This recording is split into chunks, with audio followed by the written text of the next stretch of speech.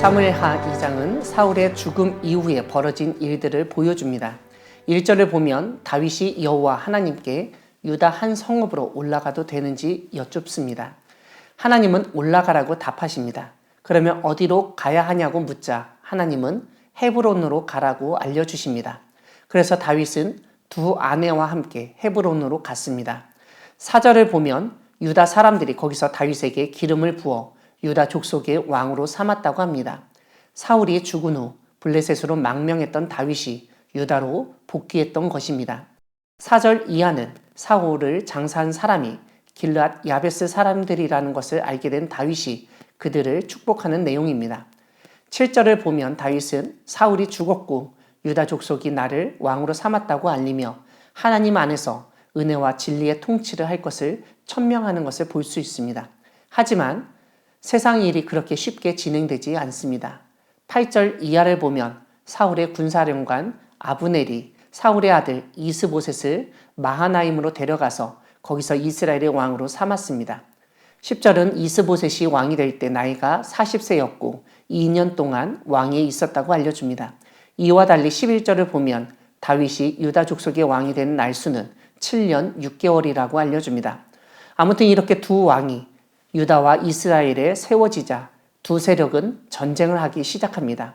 12절을 보면 이스보셋의 신복들 아브넬을 중심으로 한 사람들은 마하나임에서 나와서 기브온에 이르렀습니다. 13절에서는 다윗의 신복들 요압을 중심으로 기브온 목가에 나와서 이스보셋의 군대와 마주하고 있었다는 것입니다. 아브넬이 요압에게 이르되 청년들끼리 겨루자고 하여 요압이 받아들여 같은 수대로 싸우게 된 것을 보게 됩니다. 베냐민과 이스보셋의 편에 12명과 다윗의 부하 12명이 서로 상대방의 머리를 잡고 칼로 상대방의 옆구리를 찔러 일제히 쓰러졌다고 합니다. 24명의 사람들이 한순간에 죽어버린 것입니다. 결국 두 군대가 서로 싸우게 되었는데 17절을 보면 그날의 전투가 심히 맹렬하였다고 합니다. 결국 아브넬과 이스라엘이 다윗의 신하들에게 패하였습니다. 다만 무척 빠른 발을 가지고 날아다니듯 뛰는 사람 아사엘이 아브넬을 쫓아 달려가다가 아브넬을 창 끝으로 그의 배를 찔러서 창이 그의 등을 꿰뚫고 나갔다고 알려줍니다. 30절을 보면 요압이 추격을 멈추고 돌아가 다윗의 신복들 숫자를 세어보니 19명과 아사엘이 자리에 없는 것을 확인하였습니다. 즉 20명의 사람이 그 전투에서 죽은 것입니다. 이와 반대로 31절을 보면 아브넬에게 속한 사람들은 360명이 죽었다고 알려줍니다. 사랑하는 광야교회 성도 여러분, 하나님은 권력 공백의 틈 가운데서 기득권을 앞세운 사울의 아들이 아니라 다윗을 이스라엘의 왕으로 세우신 분이십니다. 어느 조직이나 권력 공백이 생기면 그 공백을 메우려는 노력을 합니다. 이스라엘의 왕은 사울이었는데 그가 죽은 후 그의 왕위를 누가 이어받을 것인가가 사람들의 관심이었습니다. 그런데 사울의 왕위를 이어받을 1순위 계승자인 요나단마저 전쟁터에서 죽자 사람들은 누가 사울 왕을 이어 이스라엘을 다스릴지 궁금했을 것입니다. 이런 상황에서 두 가지 흐름이 나타났다고 알려줍니다. 한쪽에서는 사울이 그토록 경계하고 경쟁하고 제거하려고 했던 거인 골리앗을 죽인 다윗 말고 누가 왕이 될 수 있겠느냐고 생각하는 사람들입니다. 이런 사람들은 말 그대로 다윗과 같은 유다 지파 출신들이고 다윗이 망명 생활할 때에도 긴밀한 관계를 유지하고 있었던 사람들이었습니다.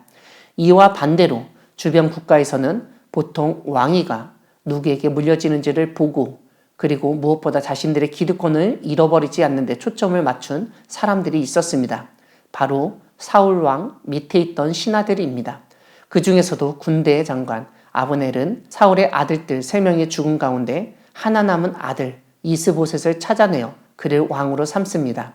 무엇보다 사울 왕을 섬겼던 사람들은 사울의 아들이 왕이 되는 것이 편하지 정적인 다윗이 왕이 되는 것은 불편할 수밖에 없었을 것입니다.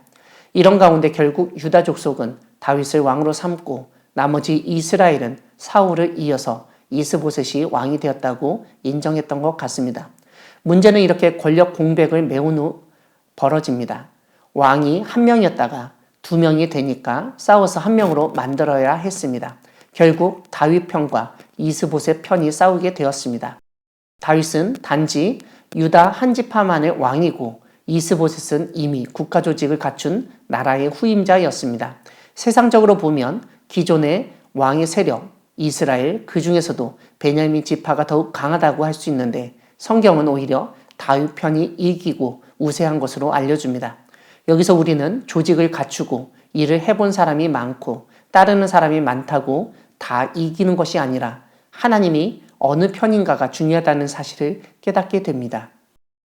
그러므로 우리는 이 세상의 힘을 믿거나 돈을 의지하지 말고 하나님을 의지하여야 하겠습니다. 그럴 때 우리는 진정한 승리, 하나님이 원하시는 일을 할 수 있을 것입니다. 하나님이 주시는 지혜와 힘으로 전쟁 같은 세상에서 날마다 참된 승리를 하는 우리 모두가 되기를 소망합니다. 아멘.